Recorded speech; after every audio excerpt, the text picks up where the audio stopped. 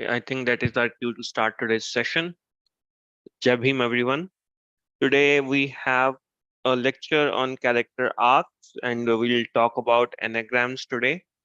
Enneagram is a concept. It's pretty old, but at least personally, I recently read it a couple of months. And so we start with a quote from Ava DuVernay. Eva is one of the influential movie makers of Hollywood. And if you guys don't know, she's currently making a movie on Baba Saheb, and she was recently in India, and some people shared their videos on Twitter that she was actually talking about the ideology and how it influenced her. Okay, so her point being positive characterizations are complex characterizations. That's all we need to know. They shouldn't be saccharine, they shouldn't feel like medicine. So if you are trying to create a positive character, and we'll talk about positive character arc today, they shouldn't be completely isolated and too good to be true. So they shouldn't be that much sugar coated that that particular character does nothing wrong, always follow the rules. And on the other side, it shouldn't feel like medicine that you say, okay, this particular character, this thing can only happen maybe once in a lifetime, so this story is not believable. So be very careful, especially when you're creating positive characterizations. So today we kick off the fifth week of our 8-week workshop. Our disclaimers stay the same. We will try to cover and conclude the character studies with enneagrams and character arcs today. Over here, we are actually going from week 4 to week 5 and continuing the character side. However, I will be talking about some detective characters in detail just to ensure that we cover some topic about the detectives today. And tomorrow we talk about detective thrillers. So I'm just asking here, last week's assignment was to study the female archetypes from these movies. Did anyone get a chance to go through any of these movies? What kind of, uh, let's say, events, what kind of changes you saw in the character throughout the movie? What you liked, what you didn't like? So if you have not shared it over the email or over the chat, I request you to do that. But I tried to mix it up, give you some different characters of female archetypes. Okay. Okay, Kadil, thanks. So, Kadil, okay, you saw Khun Bhari Maang. Okay. So, now, Kadil, my question to you is, Khun Bhari Maang, is that a positive, overall positive story for Rekha or a negative story? What is your take on that? I was going to ask this question later, but now that you have mentioned the movie, okay, both. Okay, so I'll continue this discussion when we reach in the character arcs. Okay. Okay. So any questions on previous sessions? I'll again summarize that some of the concepts at end of the chapter or end of the lecture today. So then, okay, another movie, Mother India.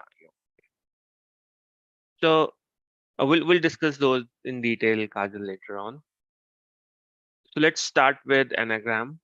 Enneagram is a system that identifies the patterns in the personality. Basic concept is that the way we are raised, in the environment we are raised, our youth or childhood habits, they not only change the way we behave, but also how we understand the world around us. So whenever you would go and look at anagrams, you won't find this simple circle, and we'll come to the complex part of the circle. We'll study that step by step. However, the important part of Enneagram is and that all these characters, they are interrelated in some way, similar to the stories. Even human beings are complex animals. So we cannot simply say that one person is challenger and not an achiever. So we'll discuss what are these types, how these types are influenced by the other types, and how can we use these studies in our characters. We'll also discuss some of the characters. Okay. The term Enneagram is made of Ennea and Gramma, both Greek words. Ennea means nine, Gramma means drawing. So basically, nine drawings of or nine personality types of human beings. This some I'll say the different studies about the origins. However, it's widely believed that it originated from Middle East or Asian subcontinent with the Sufi mystics. Then it was passed on to some Russian philosophers or Russian mystics, and from there it entered Europe and later America. Most of the literature available on this concept is from a couple of um, psychologists or professors from Chile. And I'll go through all these personalities, but at a very high level, we have a reformer.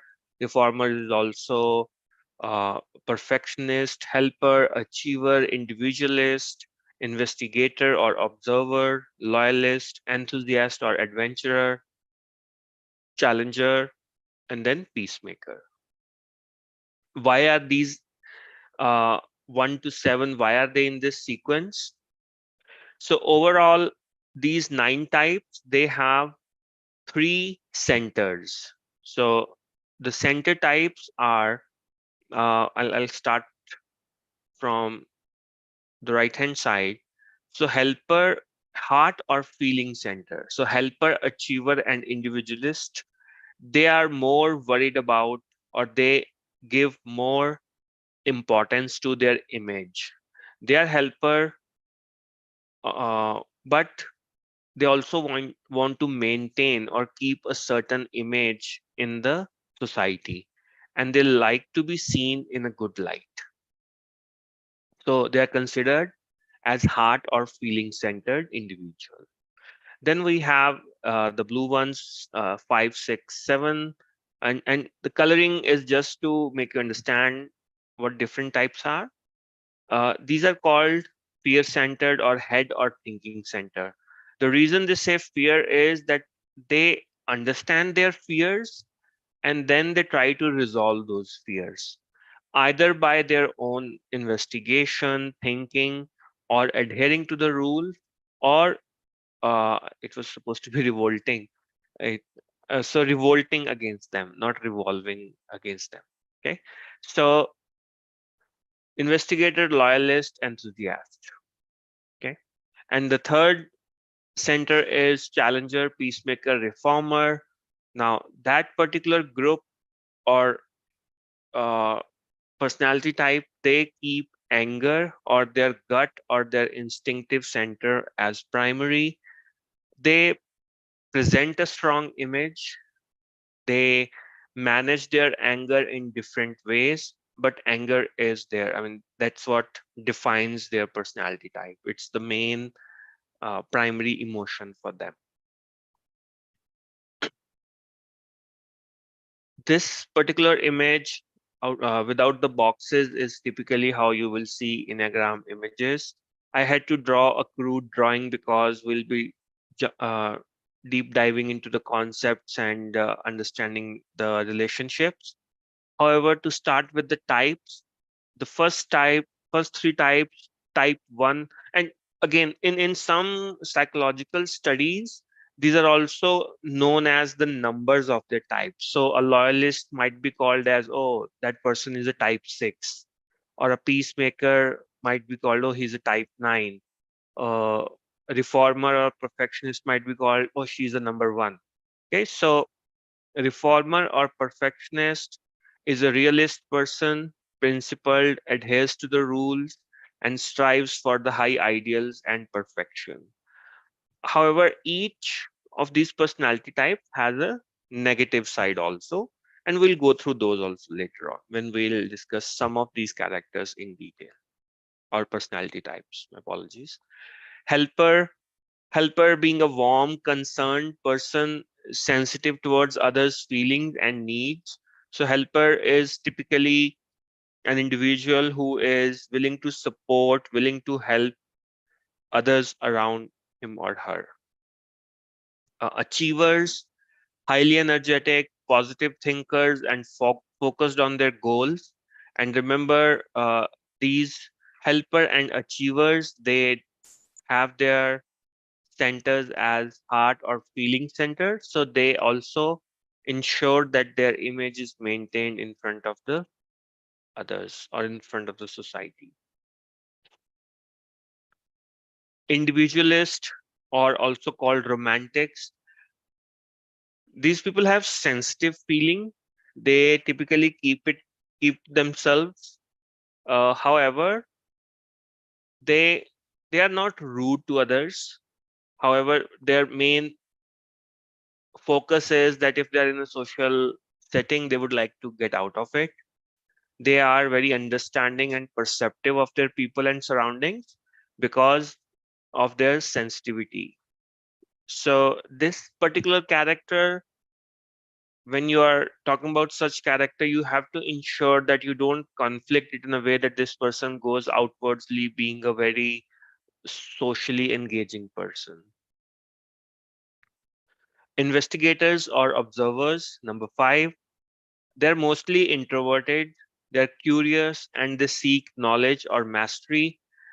And we will discuss this at last because typically our detectives showcase a lot of traits from this particular group, investigators or observers. Loyalists or questioners. So for them, loyalty is above all else, and it goes both way. They expect their friends or their family or the people they know to be loyal, as well as they always are trustworthy, dependable, and they might have an outspoken personality or a reserved personality. Then we have enthusiasts or adventurers. These are the thrill seekers, energetic, lively. They want to try the unusual, and they typically want to improve the world also. I mean, either such character in your story will be completely adrenaline junkie who's just looking for the next thrill, or this can be a person who wants to try out something new so that things can improve for the society or for the smaller group which he or she is part of. Then we have challengers or asserters. Assertive skills have been taught a lot in last 30-40 years. It's something between being aggressive or being confrontational. However, it's more to do with direct. The challengers will be direct. um, they'll not mince their words while sharing their opinion, and as an individual they are self-reliant.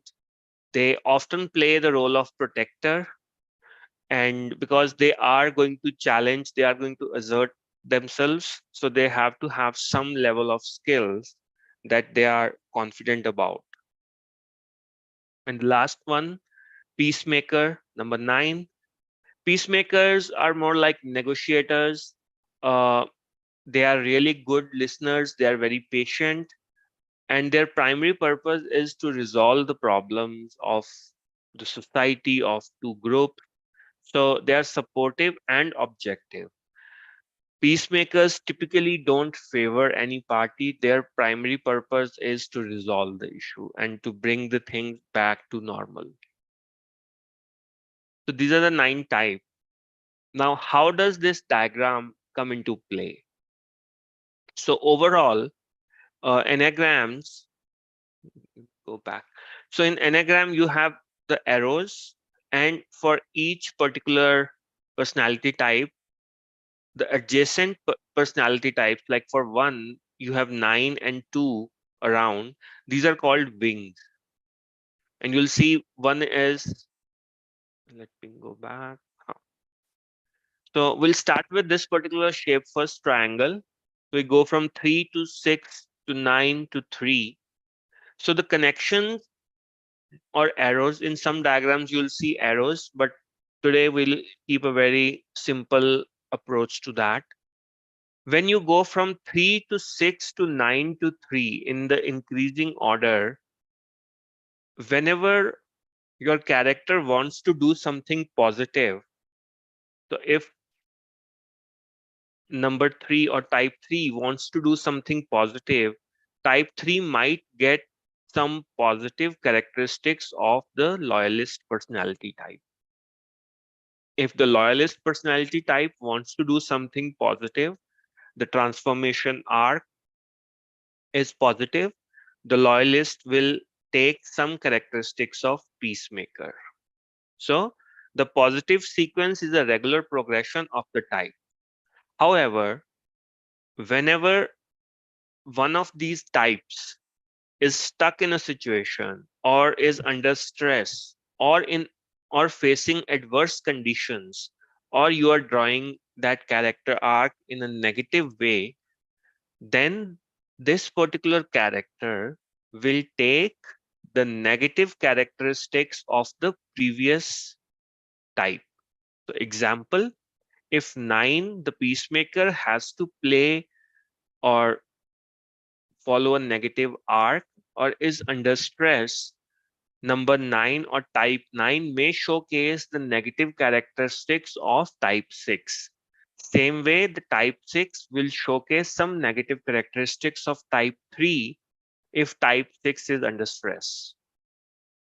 So example, achiever achiever is a very society image centric person, but when achiever achieves, so the basic positive traits are achiever is confident, hardworking, and motivated.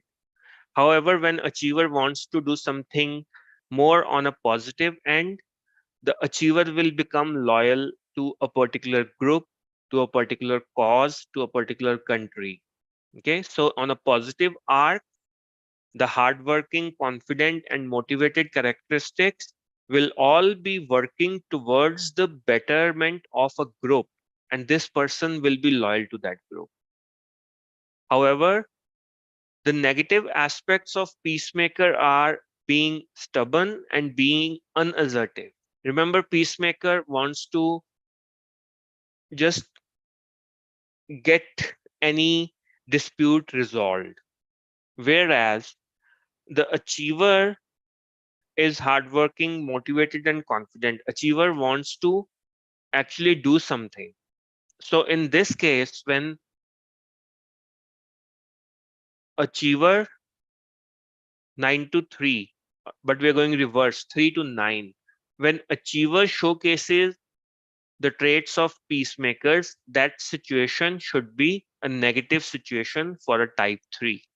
And the characteristics, the negative characteristics will be this person starting from a very um starting from the position where this person is careful about the image, actually gets into a position where a very objective or a very transactional or a stubborn decision is taken, or the personality type changes from people friendly to a very objective, not rude, but very transactional behavior.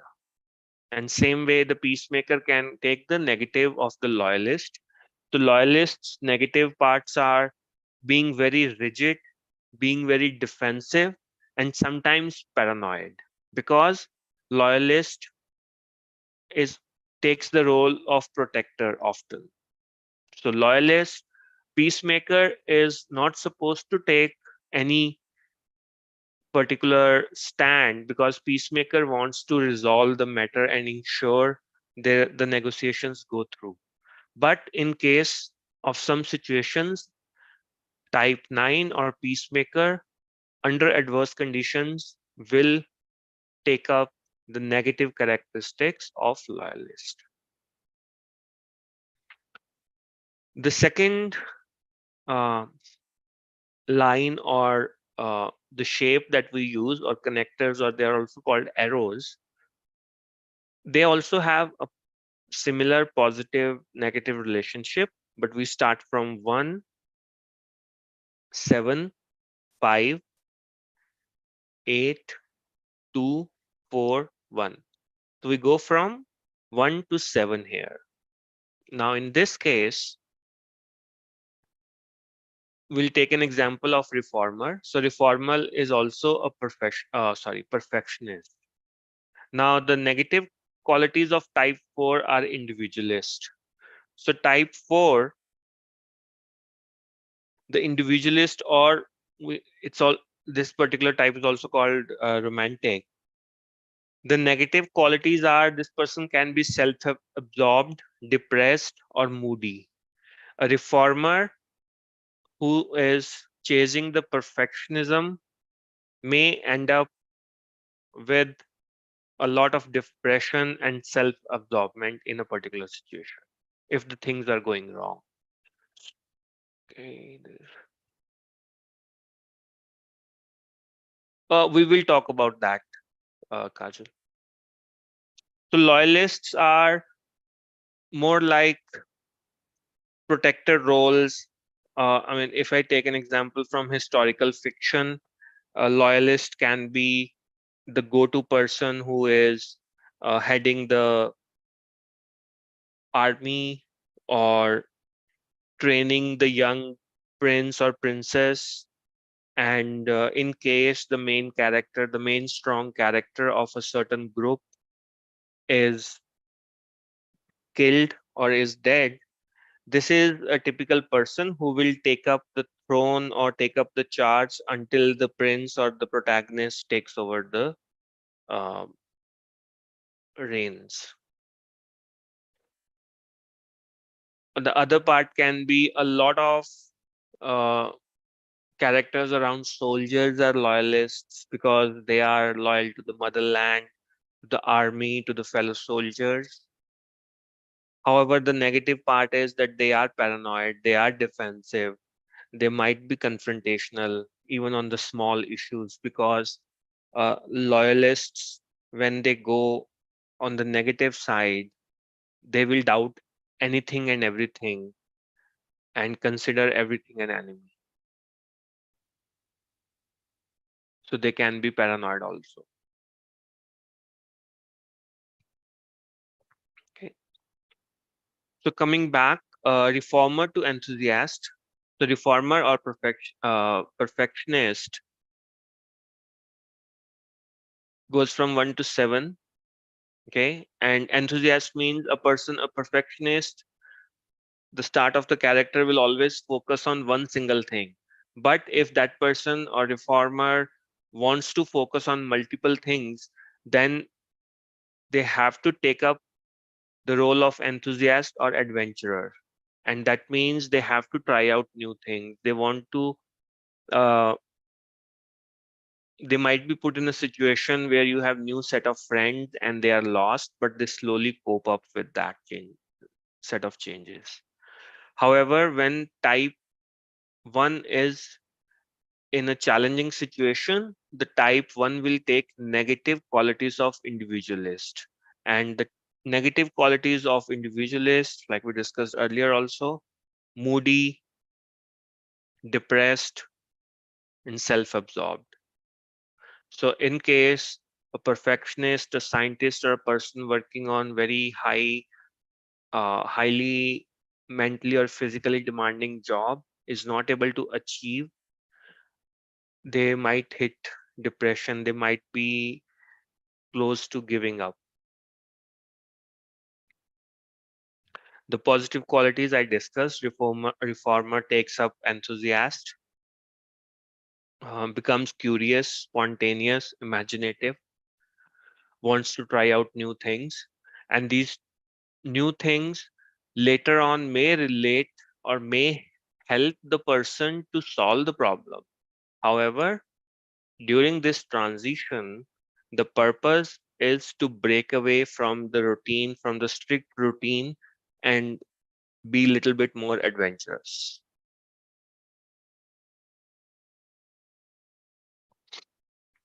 So now let's talk a little bit more about the reformer type. A reformer is also called the perfectionist, and they live as per the rule. So we have just discussed reformer to enthusiast and reformer to individualist. If you go here, reformer number one has two arrows, 1 to 7, 1 to 4. 1 to 7 is the positive arc, 1 to 4 is the negative arc. So 1 to 4 means we start from the other side. Now, uh, the first part of the Enneagram is that on the positive and the negative side, how can your type or the personality type transform? The second part is called the wing.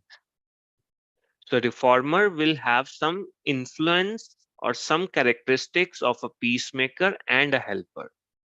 Now, when reformer goes individualist, like I mentioned earlier, he or she can also be. See, these are anyway the negative characters of reformer: being inflexible, being jealous, being controlling, and dogmatic. They typically stick to their own view of the world because of their uh, self-discipline, because of their productivity or their wisdom. Okay, it's very difficult for perfectionist or a reformer to push them towards an alternate thought. So they can be dogmatic also. This is just the reformer type without pushing them or without being influenced by the arrows or by the wings. These two are called the wings of any type. So type 1 has wings of type 9 and type 2. What does the wing mean? I'll start with the wing first. We have already discussed the left part. Uh, two wing means that the person can be a helper and can be warm at times, but might showcase some controlling behavior. Okay. Always remember, the wings can only influence your personality. The wings will not change the personality. However, the arrows are something that transform the personality. So arrows are based on your character arc. However, if you want to showcase a reformer or a perfectionist as a helper or as a peacemaker, that might be one particular part of your story where that person or that character is just relaxed and being objective rather than following his or her own understanding. But under a challenging situation, where whether your character is going a positive arc or a negative arc, you have to ensure or you have to take care of what kind of characteristics will this type pick up. Now, the negative type of type 7, enthusiastic, is self-destructive. You might end up experimenting so much that it is self-destructive. For a reformer or a perfectionist, that is also a risk. And same way, when a reformer takes up, see, it's not that reformer will not take up anything positive from an individualist behavior. Typically, reformer will get angry, depressed, or hopeless in a negative character arc. But the positive sides to that particular character are that it might try to find out, that character might try to find out a creative solution. Remember, the perfectionist or reformer will always stick to the dogmatic point of view. So they'll always go for the rule book. Okay. They will live as per the rules. However, in such situations where they are pushed to the wall, they might look for a creative way or they might showcase a lot of emotional intelligence there. But that is again under a specific situation. On their day to day activities, they will not showcase that. So, just trying to tell you the three aspects, or I'll say four aspects of Enneagram. First is the character types. The second is the center, be it image or heart, or you can have anger over here and you can have mind over here. which is the primary uh, driving center for these character types. The third aspect is how the arrows showcase the positive and the negative arc, and in under what situation which particular character will pick up what kind of role. And then the last part is the wings. The wings will influence your main type, but the influence will be less and might be in a very non-emergency situation. Let's take a pause. Any questions on Enneagram till now?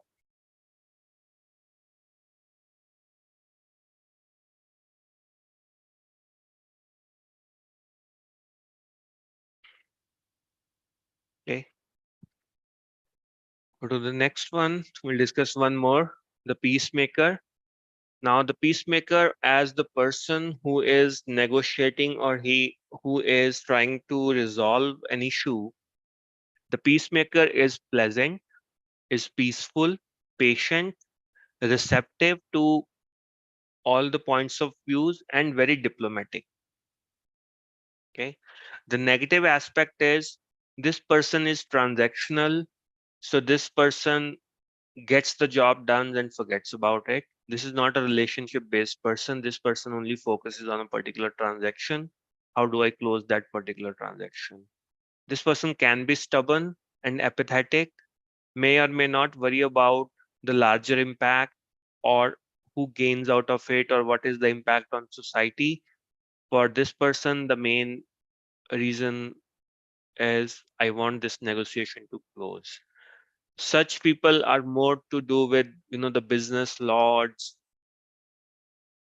who want to make sure that the status quo remains, the revolutions fail, because otherwise they might end up losing a lot of business. Okay. Now we look at the wing. So peacemaker has two wings. One is challenger, the other is perfectionist. If the challenger situation is, or the influence of eight wing is, the this person peacemaker can be outgoing, assertive, and confrontational. However, the scope of confrontation or the outgoing or the social interactions, they are still related to resolving the issue. If you want the wing one, this person can be orderly, critical, law abiding, or compliant, just to ensure that the more detailed. See, this person is not analytical. This peacemaker is typically a people's person. This person understands or receives the information from the various parties and trying to resolve them. But the chances are peacemaker might have a reformer or an one wing in which your peacemaker can be little bit analytical and has more information than he or she is expected to have. However,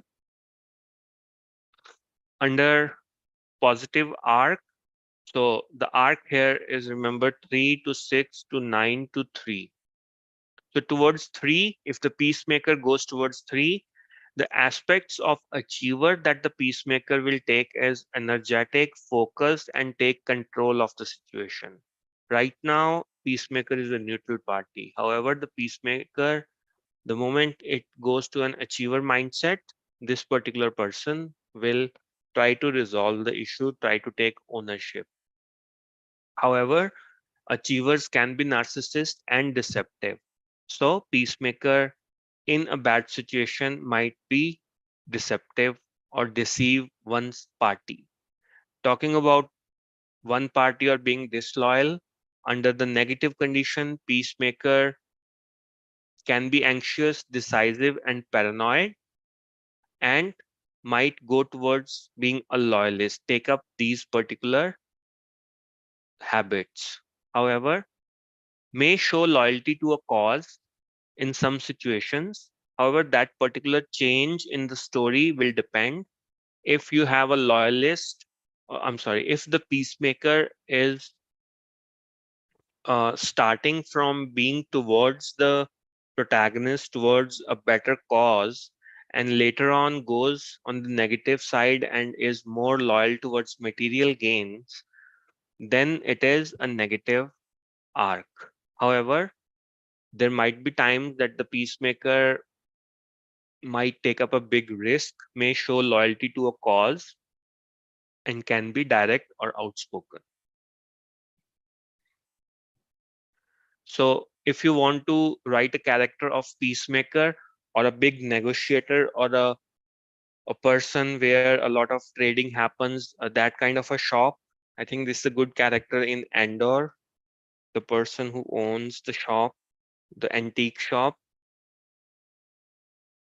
So he's so bored by just playing the negotiator and the middleman, he actually takes on himself to be loyal to the cause of the rebels.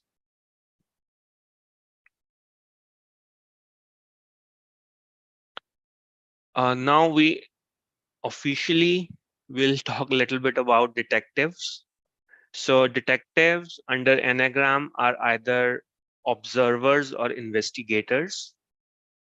So here you can see the characteristics of Sherlock Holmes, Hercule Poirot, as well as Miss Marple. They are observant, analytical, they're wise, they're objective. They keep their emotions in check. They have very few relationships, but they are very dependable and trustworthy for them, as well as those particular relations are very reliable for them. And most of them are self-contained, especially the male detectives. They are so well written.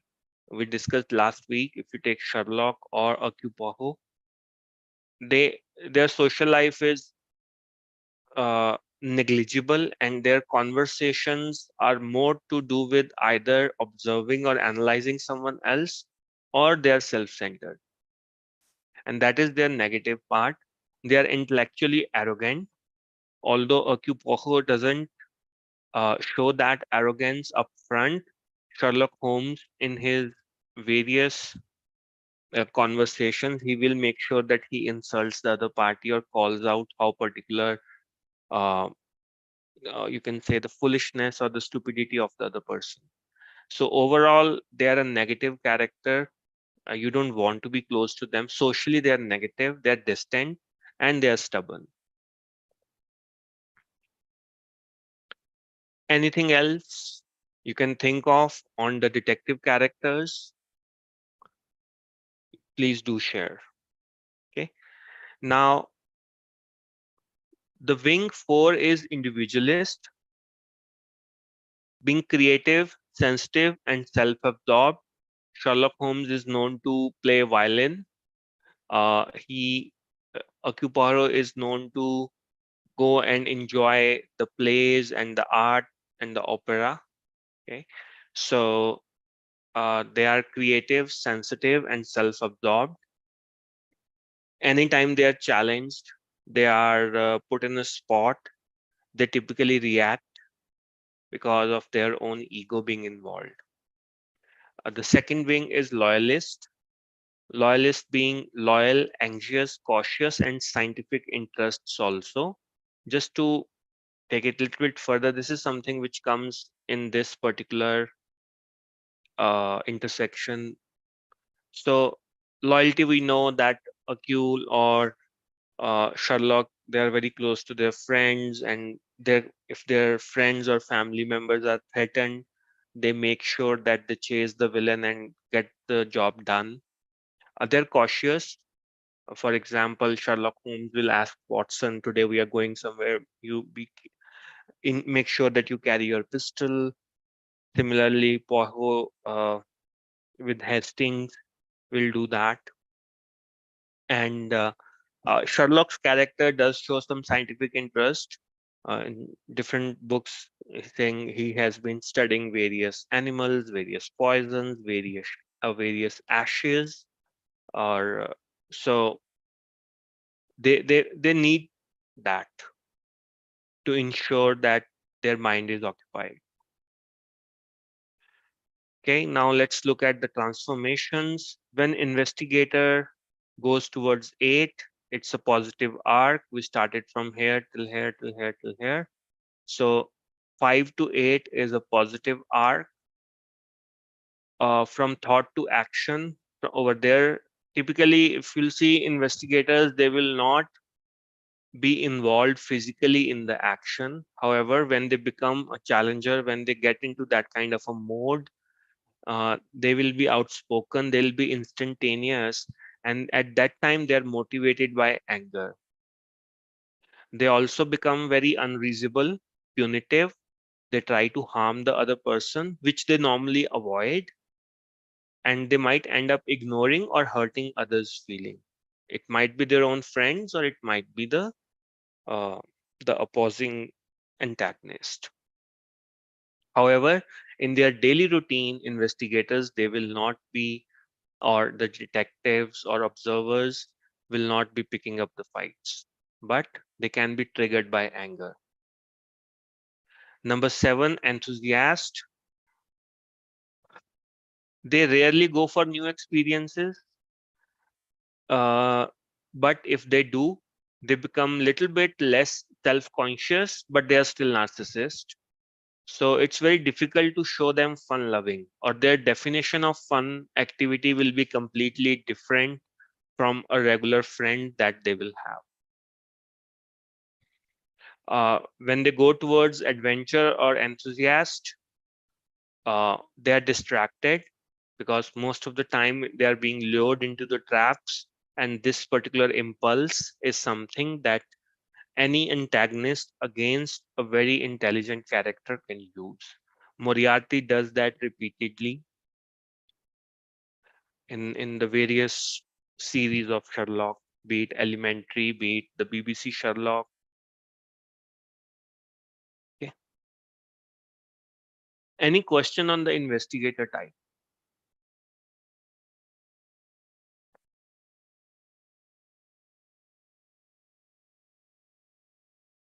Okay. So overall in Enneagram, the key takeaways are: you start with a personality type, you transform based on the events or your arc. There are both negative and positive aspects to each personality type. Remember, we are not going to give you saccharine or sugar coated reality that this particular person will never do anything wrong. Wings will influence, but they don't change the personality type. One wing might be more influential than the other. So example is, you don't have to ensure that your investigator is always a challenger or always an enthusiast. Balance between these two. There'll be times when Sherlock will be confrontational. There'll be times when Sherlock will be adventurous. Positive and negative aspects of the arrows depend on the situation and the transformational journey. So, how you want to write the character, irrespective of, I mean, in detective stories, we don't work a lot on characters, but tomorrow we will discuss one such story. But overall, our impact, the story arc, should be in sync with what kind of transformation you are showing. Okay. So you cannot jump a loyalist to the number one directly. You have to find a way. You have to give the right event. So that is the end of Enneagrams. Again, a very important concept. It will help you a lot in writing very engaging characters. Any questions on Enneagrams? That's the reason I didn't want to discuss it in last week's session and try to uh, do it in a hurry. Whatever characters you guys are planning to write or planning to analyze, the next framework you can use is Enneagram. And you'll see that, I mean, you look at the movie called Transformer or any action movie in recent um, Hollywood or Bollywood. You will simply see the thrill. You are excited by the actual stunt being performed, but is it an emotional ride for you? Do you feel that the character is stuck or the character's own belief system is being challenged. Okay, so if no question, we'll go to the next one. So we talked a little bit about conflict earlier. However, at a very high level, while defining a character, you have to go beyond the external need of the character. Give me 1 minute. No question. Okay, thank you, Kaji. So you have to go beyond the external or the physical needs of your character into the internal, emotional, or mental needs. For example, if your character wants to wear an expensive dress, the external part is to have that amount of money, to have that level of uh, comfort, or should be able to mix in with the crowd, to a place, a special place, and get the required suit or the dress. So that is your financial and social part. Physiological part is the dress must fit. But internally or emotionally, why does your character want that dress? It's not a need. The need is to cover your body with a decent, clean pair of clothes. But the want is to showcase the wealth, uh, to create an emotional impact on the other person, or is it because of the fears that the person wants to allay, or is it because of the ambition, or is it because of the social structure? The person wants to be known in the society as a very well dressed person. So for any event, there is an external or a physical aspect, and there is an internal or a mental aspect. Most of the story writing in Hollywood, they talk about the characters starting with a very rigid belief system, and slowly the character starts doubting it, or your character starts with a certain pain. Now the pain can be in form of a hurt, wound, or insult, so it can be physical or emotional, and from there the story starts. Okay, so it's very important to ensure that your character has both external and internal changes throughout the story. I might have discussed it earlier, but I wanted to call it at this time. So the character arc of your protagonist cannot be neutral or consistent across the story. Like I just mentioned, if your character wants to be loyal towards the country, there have to be times when that loyalty is questioned. There have to be situations where the character is given an option of being loyal or being disloyal to a particular cause. That is what defines the character. It cannot be neutral for your protagonist at least. Now the events can be in form of awareness, accidents, or situations. Now why that particular belief system, why that particular loyalty is being questioned, these can be events that are happening, but the protagonist is not acknowledging those events or not giving it a deep thought. Okay, and that defines the second part. Your protagonist must go through one or more of these physical transformations. Physical transformation is the easiest one to write. You put your character under physical test. The character is uh, left alone. The character is hungry for days without water in a very difficult situation in in in the desert or in the snow. That's fine. That's all physical. Okay, your audience will not connect to that. Emotions, especially the belief system, the social norms, the fears in your characters. Why does the character wants or needs a certain thing? What is the reason for this particular character to change? And at the end, the moral character. Is the morality being questioned? And here you can call out the hypocrisy of the system. Uh, at least in Ardh Satya, I discussed that Om Puri says, oh, he wants to change the system and all that. But at the end, he's torturing and he's actually killing a person in custody. Who takes care of that person, right? In another fight, he brutally beats up a guy on the road, and uh, Smita Patil is actually scared of that. She calls it out that when you wear your uniform, you are a completely different animal, and I don't like that. So after meeting you, I liked you, but I have decided I can never marry a policeman. She goes to such an extent to make that comment. Okay. So overall character or the story arc can be positive or negative, but not neutral for your protagonist. You cannot start with the same position and keep your character consistent. You can have ups and downs. However, the support characters or the antagonist may have consistent neutral arc. Now, here the example is that if the antagonist or the bad guy wants to take over the world, that person doesn't care if the person kills 10 people or 10,000 people, because the focus is I have to take over the world. So it is consistently bad arc. It's not negative because it's not going from, okay, first I'm going to punch you, but now I'm going to brutally kill you. Okay, that is the negative arc. That first it was some kind of confrontation, but now I want to destroy something.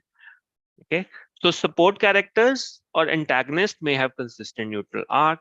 Support characters are mostly like mentors.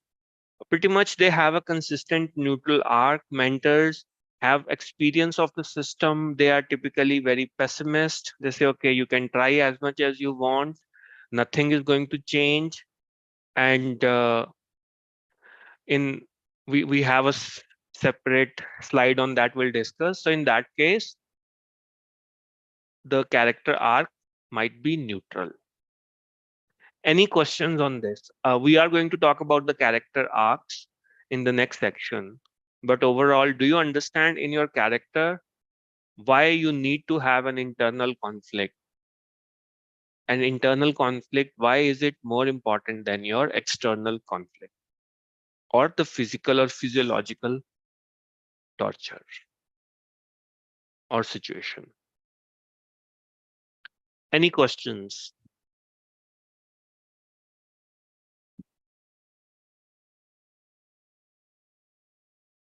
Okay. Okay. So now we move to the character arcs.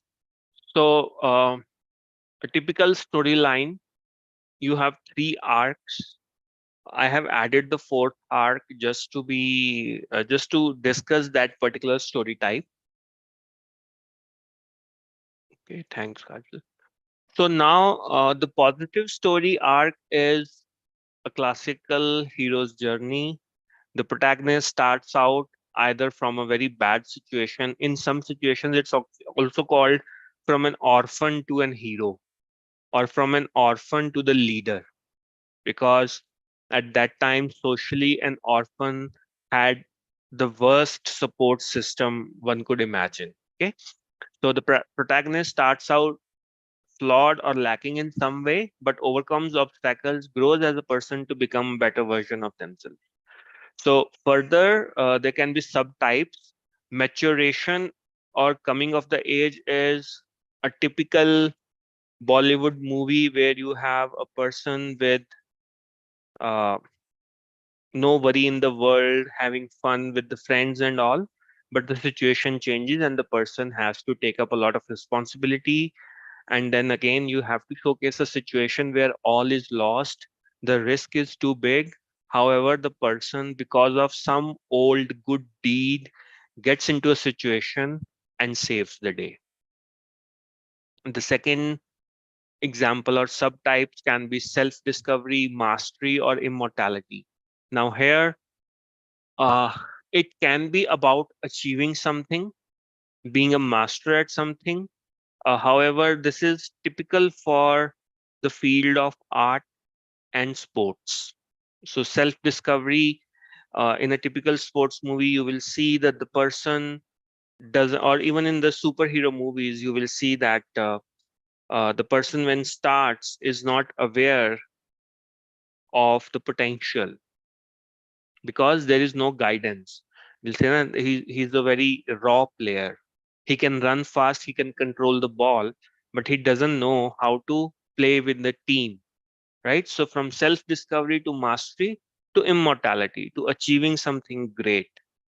Okay.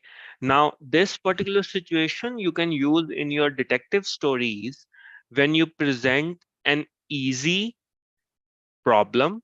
However, you have to ensure that your main character solves it with the given information, and the other so-called experts or the police or the doctors, they ignore that particular piece of evidence. The next one I will say difficult to write: redemption, sacrifice, rebirth, or prodigal returns. I mean, you can search for each of these keywords and you'll find a character art or story examples. So redemption is more to do with a negative and a positive. A person has done something wrong but now wants to redeem himself or herself. Sacrifice, typically a person starts as a very selfish person but ends up being an altruistic or sacrifices a lot. One of the best example is Schindler's List. Oscar Schindler is a war profiteer. He's selling to the Nazis. He's making a lot of money and he's happy about it. And he's ignoring the deaths until he starts taking the risks, starts saving a lot of Jews from the Nazis. Rebirth is, or the prodigal returns, something similar. Rebirth is more to do with a near death experience where the person takes control and comes back. Give me a moment. I hope my screen is still visible. I'm getting some problem. Can you please, can someone tell me if my screen is visible? No, sir. Huh? Visible or not? Not No. visible. Okay, okay.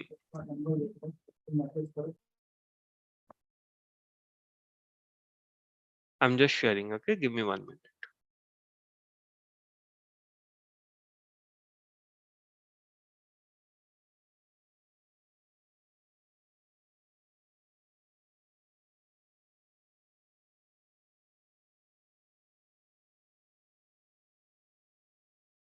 Is it visible now? No, sir. Yes. Okay. It's back, right? I'm going from full screen to a regular mode, so Full, let full, me yes. know. Okay, I'll go with this mode now. So for some reason the screen is flickering on my side. Okay, so let's go back. So rebirth or prodigal returns. One of the stories is near death experience. Get into a situation, make some mistakes. Uh, you can say Thor. His father is on the deathbed. He himself is close to dying. However, from being a very ignorant and stubborn prince who is always looking for war, he understands that how can he save the whole Asgard or save humans on Earth and is willing to sacrifice. The other story is The Lion King, The Prodigal Returns, and a lot of mythology stories are like that. That a person born uh, with some prophecy has to be killed because of the evil ruler, and that person or that child is sent away, hidden, but the ruler or the antagonist gets false sense of security, and then the prodigal returns. Okay, and the last one is growth, rags to riches story. Typical business stories where a person is going through a really bad time, keeps on putting the effort, and at the end strikes it big. And the growth can be similar and emotional, personal, social, growth in a situation where a person is initially not understanding the full aspect or impact of his or her actions, but slowly realizes it and tries to redeem himself also. So growth and redemption can be combined. A lot of these can be combined. So these are positive arcs. Basically, you start from a negative side of your character, the character grows. If you want to really see something different, on Hotstar, there's a movie called The Simpsons movie. I don't know if you know, but Simpsons has been the series has been very influential in American TV. So you'll see that the main character is lazy and keeps on doing stupid things, and even he's being selfish and repeatedly trying to get goods for free, not understanding what the problems can be and how his actions are going to impact the society as a whole. Even when everybody is at risk, he still takes the decisions that are extremely selfish. So the arc is like you might feel, okay, now this character will do something nice. Now this character will transform. But no, he keeps on doing until it happens that he takes up the responsibility and then redeems, or you can say the prodigal returns. So I'll not spoil the movie for you. Yeah. Negative arc. Negative arc. The best example is, which I could find, two examples. One was the movie Vastav by Sanjay Dutt. I think it was Mahesh Manjrekar's movie, and the other one was Virasat. Now, in both these stories, the hero or the protagonist ends up in a negative situation, either being killed or in the jail for a crime they don't want to commit throughout. And in Vastav, the person decides to become the Don or deal in the underworld. In Virasat, it's a family conflict drama. However, it can be driven by revenge or by betrayal, but you have to see where do you want to stop your protagonist to go from. Example is, you can have your protagonist going on a path of self destruction, and that is why I kept that as a separate one, that your character knows it's going to be self destructive, but he or she keeps on doing it. Okay, and in Virasat, that's not the case. Again, the trigger points in both the movies are different, but if you want to create a character which is having a negative character arc, you have to put extra effort in understanding the motivation of that character. Because at the end of the day, most of the humans, I'll say pretty much all of us, we always look for our own interests first. Not everyone is Joker. There's a reason the term sociopath or highly functional sociopath are known. So it's difficult to write such stories. A simple story on this can be a person chasing the power, money, or materialistic ambitions, and at the end being left alone, or reaching his or her personal goal, but being in a situation where he or she understands that I should not have pursued this goal. You can have fall from grace, person who has everything, takes a bad decision, ends up in a downward spiral, and a rise and fall kind of a story. A person gets everything. I think we discussed this as Kurt Vonnegut's shape of stories. The person rises and then falls and loses everything, but also the societal uh, respect also. So we talked about self-destructive, and then last is tragedy. Tragedy again. Uh, Tragedy has to be, see, everything negative in this story has to be because of the actual actions and decisions of your main characters. Yes, the situation pushes the person into something, but you have to understand that your character takes a decision. It can be a decision like Virasat. Uh, Anil Kapoor says at the end that I told you मेरे अंदर के जानवर को मत जगाना and all that. He's saying, okay, I want to be civil with you, but you no longer understand that language. Okay, I tried. So be it self-destruction or the tragedy, it has to be based on the actions and the decisions of your character.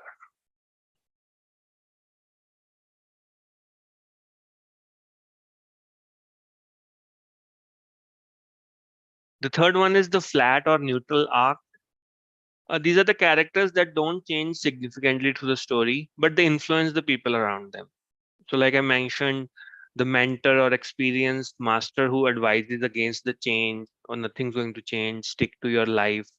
There was, so I think we discussed that helplessness, the situation of helplessness, where people just, people know situation is bad and it's going to get worse, but uh, there is no hope. Okay. So there can be stories without drama, but you might have three or four stories together that end up. Give me 1 minute.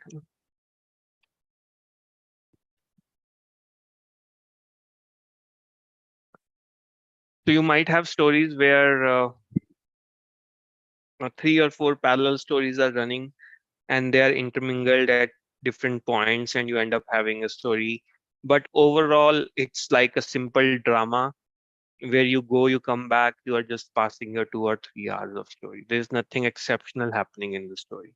So it's a portrayal of routine, boring, unexceptional events. And you can find some stories which might be appealing to you, but neutral to me, and the other way around. You might find some stories completely flat or neutral, but I, as an individual, might like that story as a positive or a negative art. Okay. So these are typically support characters, like the hero's friend, hero's or heroine's best friend. Like most of the movies, they will stick to the loyal aspect. Rarely they will betray the hero. Okay, they may not grow because of their own decisions, but they are tagging along with whatever hero or the main character is doing. Next one is the disillusionment arc. This is also part of the positive arc, but I wanted to keep it separate because it is a very strong dramatic arc. And to give you an example, in Jaane Bhi Do Yaro, the old movie, they start as the camera studio and they end up finding a dead body, and they are expecting, okay, we will work with this newspaper and we'll be big. But at the end of the day, there is corruption everywhere. They cannot, even when the bridge collapses and so many people die, at the end of the movie, they are hanged or they are arrested for that particular crime. So they want to impact or create social justice, but it's the status quo. They end up being, uh, you can say, swept aside in the whole thing. So the part is that during this particular story arc, your protagonist becomes disillusioned with them, with those ideals and with those beliefs over the course of the story. So there has to be a movement or different events or moments in the story where the characters or your, especially your protagonists, feel that we are going to bring this change. So in Grapes of Wrath is something similar to Do Bigha Jameen. So you have a family who's going from village to city thinking that, okay, the pastures are greener on the other side, we will do better. I saw this, I heard from this friend, everyone is rich, like that. To Kill a Mockingbird, again, it's on the justice system. Uh, in that particular story, Atticus Finch, the protagonist of the story, actually fights for the rights of a African American poor person for a crime he has not committed, uh, and he proves it. But the judiciary cannot. let go of their own bias. So even though there is a pursuit of justice, the status quo remains. Okay. Now the another other aspect under the disillusionment is the allegory of the cave. So allegory of the cave or Plato's allegory.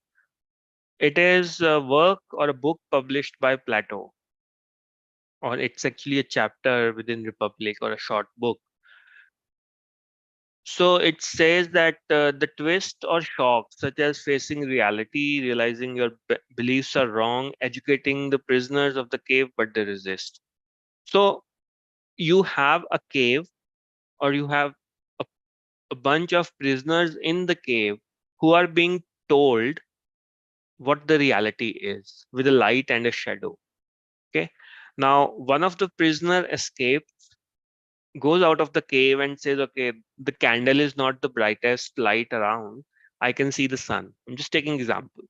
When uh, so that is first is the event of shock when the person comes out of the cave accidentally because the society doesn't want that person to leave.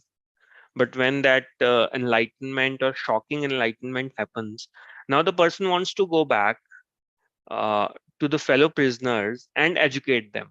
And suddenly everyone in the system is pushing them, pushing him back that no, you cannot do this. We don't want to go out and see the light, but you cannot tell us there is something brighter than the candle. So educating the prisoners is a bigger problem here. And the resistance in this case typically comes from the beneficiary of status quo, influential or privileged section of the society. So education as such will bring the betterment of the society as a whole. However, people who want to control the resources, people who do not want to share the power, or even want to give a logical answer to your questions, they would always want you to be stuck in the dogmatic thinking, and dogmatic thinking favors them. So allegory of the cave is another example that you can use in the story. So we talked about character arcs, we talked about conflict, anagrams. Any questions for today's session?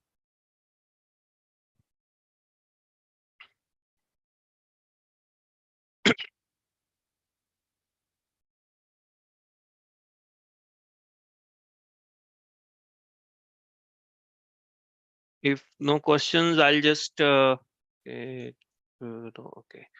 So I'll just share. I mean, we just discussed a little bit about Vastav. So Vastav is a negative arc, a person who starts hardworking. I mean, initial is drama is the family wants the young kid to work and be rich, not be rich, be respectable. But when he starts working, he has this fight and then he ends up in the underworld. So overall, a negative arc. Munna Bhai MBBS is a completely opposite positive arc. A local goon confronts a respectable doctor or a professor and then ends up in that particular institute and uh, actually, if you see the movie, he doesn't let go of the violence. When he is slapped, at least in the second movie, he actually retaliates and hits back. So uh, again, Gandhigiri is the concept of the movie and all that, but he actually is violent in the movie. The original movie Drishyam, the original Malayalam movie Mohanlal's movie, if you see that how a simple, relaxed person who just wants to run his shop, but given the situation against a powerful uh, or an evil person, he transforms slowly. But the purpose is to save his family. So it's more about protector, a person who's leading a good life, but he's observant. He sees how the movies are being played on the TV, what are the events that can help him. We discussed Virasat, Jhund, again the transformation of the slum kids to the soccer players. And see, the reality of the Jhund is that you cannot make them superstars, you cannot make them play for Indian team, but you give them an alternative that you can do better. There are better things in life. And I kept Dil Chahta Hai on the top, and we are discussing it last because all three friends in this movie, they have a different mindset. Like Amir Khan in the movie is an outspoken person who doesn't care whether he gets hit or he picks up a fight. Saif Ali Khan is a rich kid, doesn't care much. Akshay Kumar is not financially well to do, as good as them, but he's an artist at heart or otherwise also. And how these characters work together and how they transform. Priti Zinta in that movie is an energetic, fun-loving person, but she's already engaged. Okay, so different characters in different phases of their life and how they are interconnected. It's a good study from that perspective.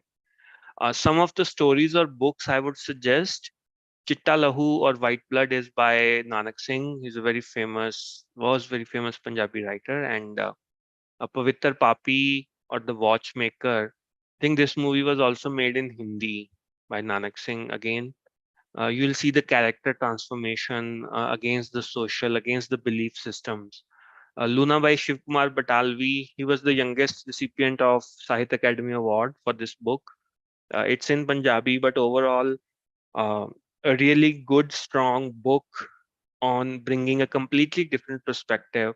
So Puran Bhagat is a very famous story in Punjabi. I have heard it from my grandmother.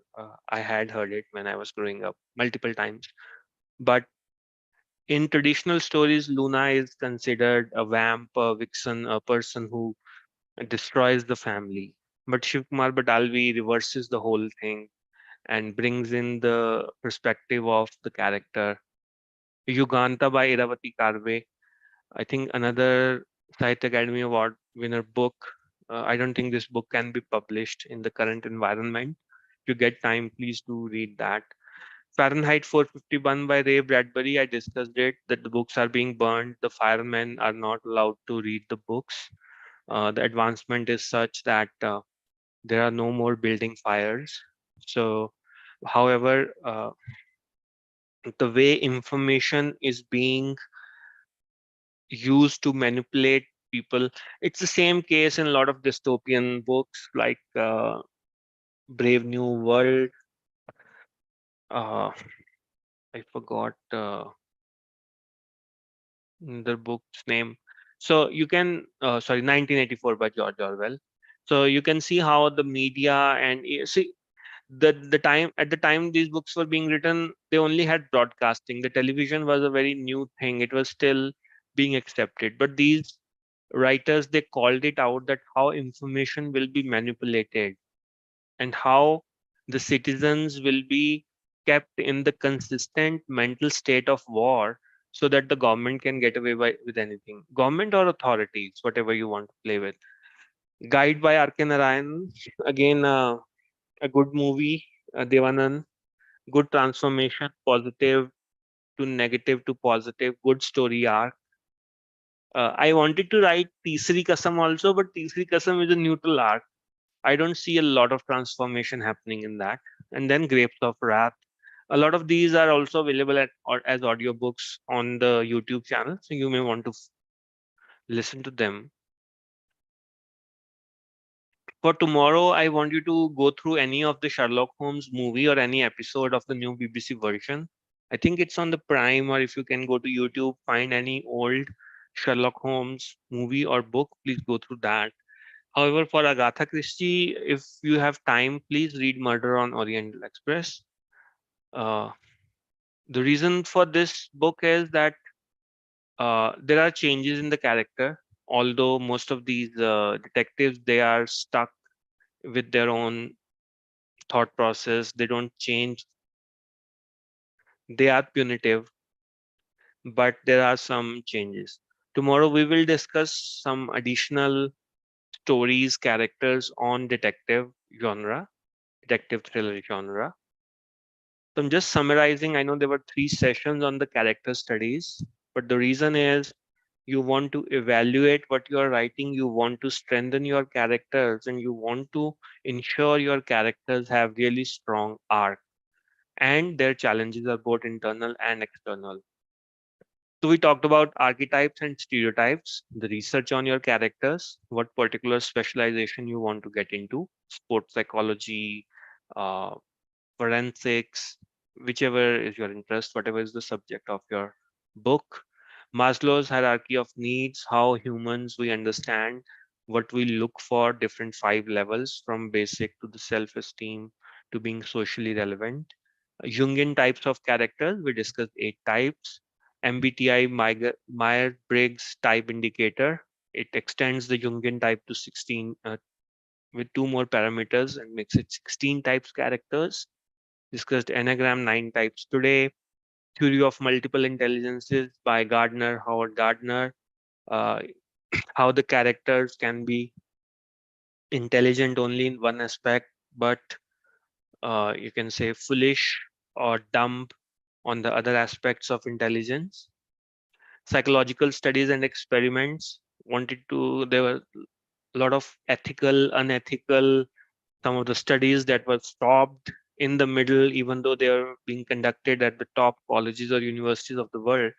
So you need to understand how humans behave under different situations, because you have to uh, showcase that why and how those characters are going to break that particular thought process.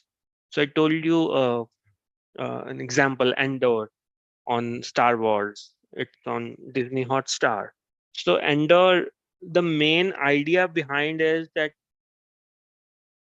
the so-called revolutionaries, they want to create that much of disturbance so that the actual authority or the empire, they will start taxing the people more, and then people will realize that we are not free, we are being exploited. So they want to bring that thought process in the society, and they know that they cannot win the war alone.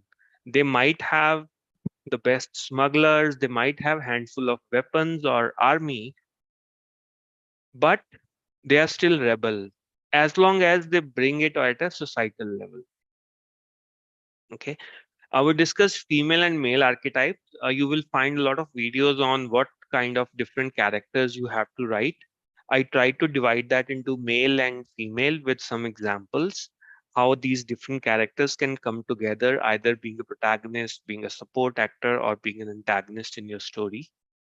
Today, we discussed a little bit about character arcs and story arcs, positive, negative, neutral.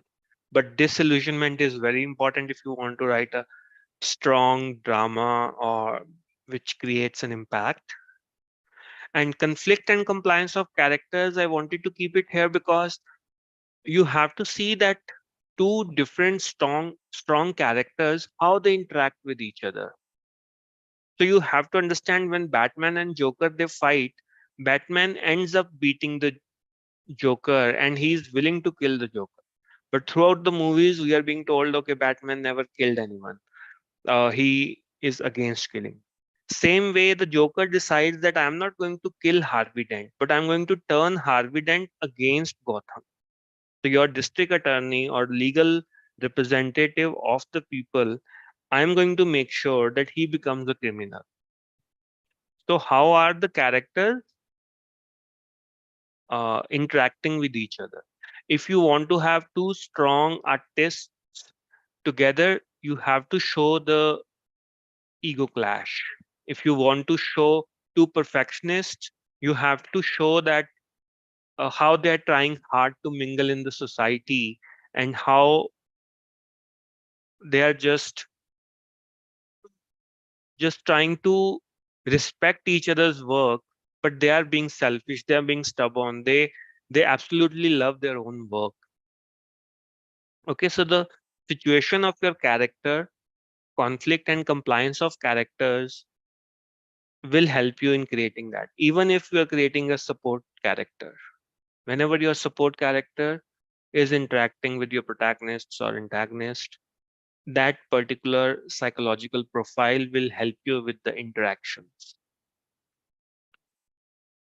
That's all I had on the character, and I hope it helps you because I tried to put as much study as I could to create all these different framework. Any question, anything on today's lecture or last two lectures you'd like to ask?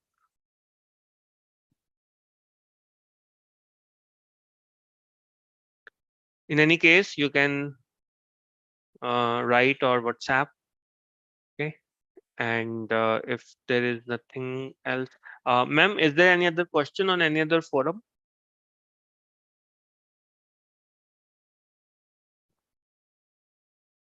Hello. Okay. Seems like no question. And thank you all. Tomorrow we kickstart our detective thriller genre. Thank